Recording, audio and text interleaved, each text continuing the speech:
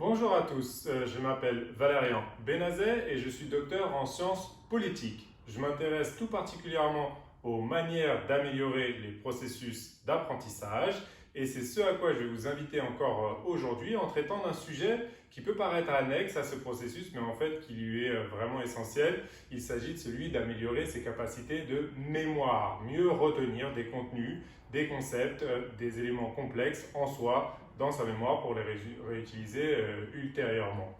Alors, les sociétés antiques savaient très bien qu'il était crucial de savoir manier et étendre sa mémoire. Tous les intellectuels de l'époque, un petit peu, ceux qui faisaient profession d'utiliser des contenus un peu intéressants, eh bien, avaient des techniques mémorielles, des arts de mémoire, disait-on alors. Pensez à un poète, un prêcheur ou un leader. Ils savaient très bien qu'il fallait absolument être capable d'aller puiser en soi une somme importante de connaissances sans se reposer sur des artifices extérieurs. Les choses ont bien sûr changé. Depuis lors, la technologie, les civilisations ont fait que nous avons divers supports, divers moyens pour étendre nos capacités de mémoire. Cela dit, pensez à une situation d'urgence ou à une situation d'examen avec des conditions limitées pour accéder à Internet ou à des ressources, des supports extérieurs. Là, vous devez vous reposer de nouveau sur vos capacités personnelles, endogènes, d'accès au savoir. Et on voit là tout de suite à quel point la mémoire peut être de nouveau cruciale. La question qu'on va traiter aujourd'hui, on va se poser un petit peu la question comment dialoguer, comment mieux exploiter et entretenir sa mémoire. On va procéder pour ça en trois temps principalement. Tout d'abord, essayer de détailler un petit peu quelles sont les différentes formes de mémoire pour mieux se représenter, pour mieux se repérer dans les différentes méandres qui organisent, qui structurent un petit peu nos processus mémoriels. Dans un second temps, on va voir un petit peu justement dans le détail quelles étaient les grandes lignes, les grands moyens, les grandes techniques pour aller améliorer sa capacité de rétention, pour aller améliorer sa capacité d'accès aux choses qu'on a stockées dans notre mémoire. Et on verra que c'est pléthorique. La capacité mémorielle d'un individu, elle est généralement bien plus grande que ce qu'on se l'imagine. Le problème, il est qu'on n'arrive plus à accéder à tout ce grand réservoir. C'est ce mécanisme qu'il faudra certainement muscler. Et dans un troisième temps, on verra qu'il est important de diffuser, de s'exposer à tout un environnement qui propose des supports pour améliorer sa mémoire, qui permettent un petit peu de créer un continuum d'apprentissage en stimulant encore et toujours sa mémoire. Alors, en premier lieu, pour reprendre une expression que l'on doit d'ailleurs aux arts de mémoire, la première grande différence qu'il faut établir, c'est la différence entre la mémoire à long terme et la mémoire à court terme. À court terme, celle-là, elle va un petit peu moins nous intéresser ici pour les processus d'apprentissage un petit peu cognitifs, sémantiques, qui ont trait à assembler, à retenir des contenus complexes. La mémoire de court terme, elle est dite aussi de mémoire de travail. C'est celle qui permet d'intégrer rapidement une liste courte de noms ou de chiffres pour naviguer au quotidien, pour trouver son chemin, sa route, retenir quelques indications, un numéro de téléphone, etc. Mais quasi aussitôt que s'imprime dans cette mémoire un petit peu tampon, si je prends la comparaison avec un ordinateur, eh bien elle se videra, le cache se videra et on aura oublié un petit peu son contenu. Mais elle est vitale, elle permet de survivre et d'obtenir une capacité de rétention minimum et rapide. C'est pas celle-là qui va nous intéresser le plus. En face de la mémoire à court terme, il y a celle à long terme, qui elle aussi va se subdiviser avec au moins deux branches, la phase, le versant un peu plus explicite, conscient, et le versant un peu plus implicite, inconscient, auquel on n'accède pas forcément. Dans le côté implicite, il y a effectivement la mémoire procédurale et l'amorçage aussi, mais principalement la mémoire procédurale, c'est-à-dire toute celle qui s'imprime en nous aussi par les gestes qu'on fait, par les processus qu'on poursuit au quotidien et qu'on acquiert sans vraiment les conscientiser. On peut par exemple penser à faire du vélo ou à passer les vitesses d'une voiture, composer aussi un numéro sur son téléphone. Voilà des choses que par le geste, on fait plus qu'en le conscientisant. Et bien ça, c'est la mémoire procédurale. Très bien, elle s'inscrit en nous plus que nous l'inscrivons directement consciemment. Encore une fois, ce n'est pas celle-là qui va être la cible principale ici, c'est plutôt celle explicite, celle accessible. il y a la mémoire épisodique et la mémoire sémantique. Et la mémoire épisodique, c'est le déroulé un peu de certains événements d'une journée, la manière dont on s'est habillé, ce qu'on a mangé, les petites choses comme ça qui peuvent retracer un petit peu le parcours dans un laps de temps donné. Ce n'est pas non plus le cœur de notre cible, ça va plutôt être la mémoire sémantique. Sémantique comme attaché sur le sens, les mots, le cognitif. Ce serait comme un grand lac en quelque sorte, pour lequel on arrive facilement à voir et à percevoir la surface, mais on ne sait pas aller si bien puiser dans les profondeurs, dans tout le volume, dans tout le grand stock de données qu'un cerveau humain est capable d'emmagasiner en fait. Il est là, ils sont enregistrés ces informations. Les visages que vous avez vus, les noms, la liste de mots que vous avez parcourus aujourd'hui, à un moment elle s'est imprimée quelque part, mais on n'a pas la capacité notamment d'accès, à avoir des indices de récupération, ce qu'on appelle. Ça c'est crucial pour arriver à mieux exploiter son grand lac, son grand réservoir de mémoire. Et comment on peut faire ça? Eh bien, notamment grâce aux arts de mémoire. C'est la deuxième partie qu'on va voir ensemble.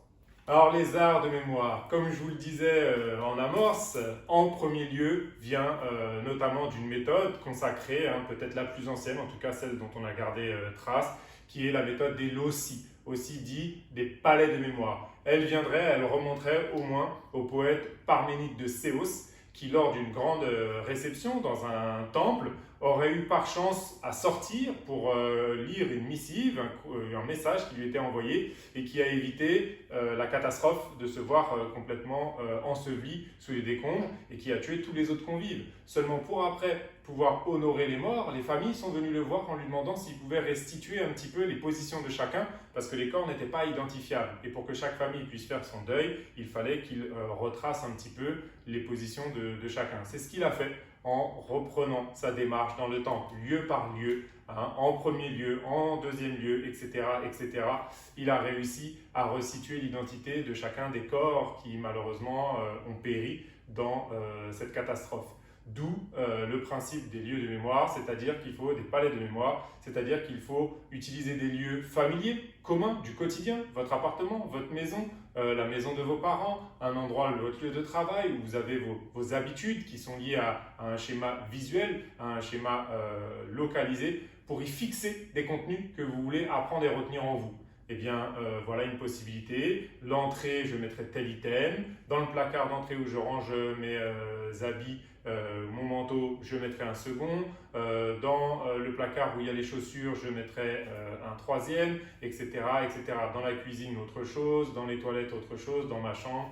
Voilà comment on peut fixer des savoirs plus facilement, absorber et retenir une liste avec plus d'efficacité.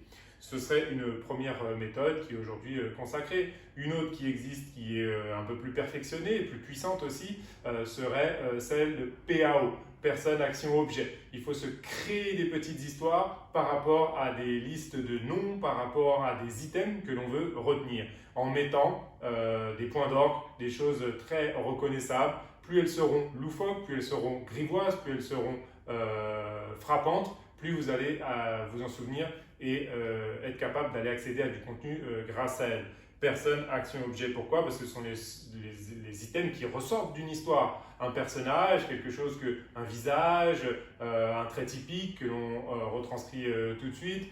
Des actions, bien sûr, qui sont menées, puisque c'est un petit peu le cœur de ce qui va nouer l'histoire, et des objets aussi qui seront caractéristiques à associer dans la liste d'items que vous voulez retenir.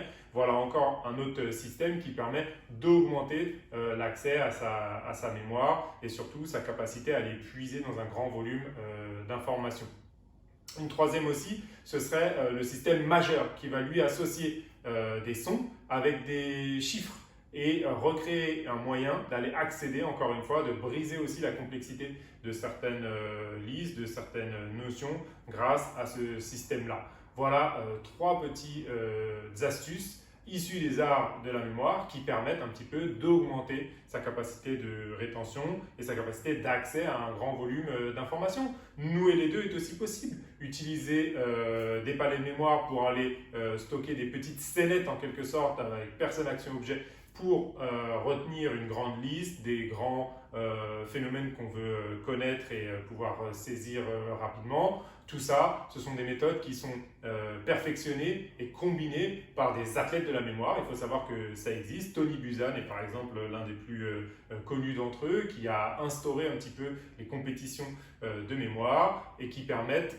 de démultiplier ses capacités mémorielles. Il ne faut pas hésiter à aller puiser là-dedans pour augmenter tous ces processus d'apprentissage, bien sûr. Et comment est-ce qu'on peut s'y prendre? Eh bien, il faut entamer la création dans son environnement proche des supports pour augmenter sa mémoire. Ça peut se présenter sous différentes formes. Ça peut être des posters que vous affichez chez vous, des podcasts que vous écoutez dans votre véhicule. Ça peut être des listes que vous allez apprendre et glisser dans des endroits où vous êtes tranquille. La buanderie, les toilettes. N'importe où vous pouvez vous exposer à une forme d'environnement stimulant qui va reprendre ces schémas-là de mémoire. Il faut les multiplier et se les approprier pour arriver à augmenter, encore une fois, sa mémoire. Il y a la trace mnésique qui va arriver à réactiver le contenu que vous voulez garder en mémoire. Certains vont être plus visuels, certains vont être plus auditifs ou kinesthésiques, par le mouvement, par le toucher. Apprendre en utilisant ces ressorts-là sera aussi un moyen de stimuler ces canaux-là de mémoire. Pour des termes, par exemple, assez abstraits comme institution, dans des cours de sciences politiques, j'ai souvent à traiter ce mot-là.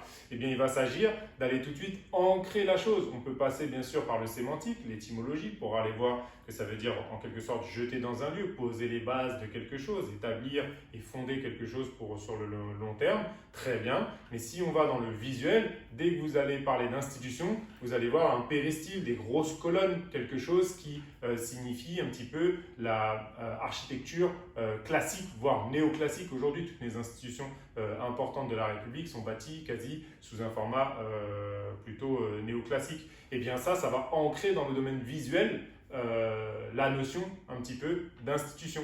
Voilà comment, par exemple, contribuer à la rendre plus mémorisable pour un grand nombre. L'autre, ça va être de détailler les différents exemples d'institutions qui peuvent exister et les répandre, en avoir des photos, en avoir des schémas. D'une manière aussi, la méthode érudite, ça va être de réunir aussi tous les supports, tous les médias qui peuvent se prêter à un sujet et à mieux le retenir. Vous allez aller voir des documentaires, vous allez aller consulter des archives, des écrits anciens, essayer de vous les approprier. Tout ça pour multiplier les supports qui pourront encore une fois laisser de la trace mnésique en vous, créer ce petit réseau de neurones inédit qui va fixer l'information dans votre mémoire. Voilà. Donc à travers ces différents axes exploratoires au sujet de la mémoire, j'ai essayé un petit peu de resituer à quel point elle est princeps, elle est essentielle dans le processus d'apprentissage, mais pas que, pour aussi notre propre identité, pour savoir où sont nos valeurs, nos principes, quel est notre passé qui est inchangeant, qui nous conserve notre identité. Eh bien, encore une fois, c'est le mécanisme de mémoire qui est à l'œuvre. On pourrait extrapoler la chose et regarder au point de vue des cultures ou des civilisations. C'est la même chose, c'est la capacité de mémoire, de transmission et de conservation des informations particulières, d'une manière particulière de transformer la nature, de percevoir le monde. Tout ça, c'est ce qui comble, qui abonde au patrimoine de l'humanité par la mémoire qu'on en constitue et qui nous permet d'avoir une myriade de différentes cultures et de civilisations. D'ailleurs, comment mieux explorer une culture qu'en allant apprendre sa langue, en ayant musclé, en ayant renforcé son processus mémoriel, en allant apprendre une langue. Je pense qu'il n'y a rien de mieux pour rentrer vraiment dans le substrat d'une culture. Eh bien, ce sera l'objet d'une autre vidéo à venir. Merci à vous.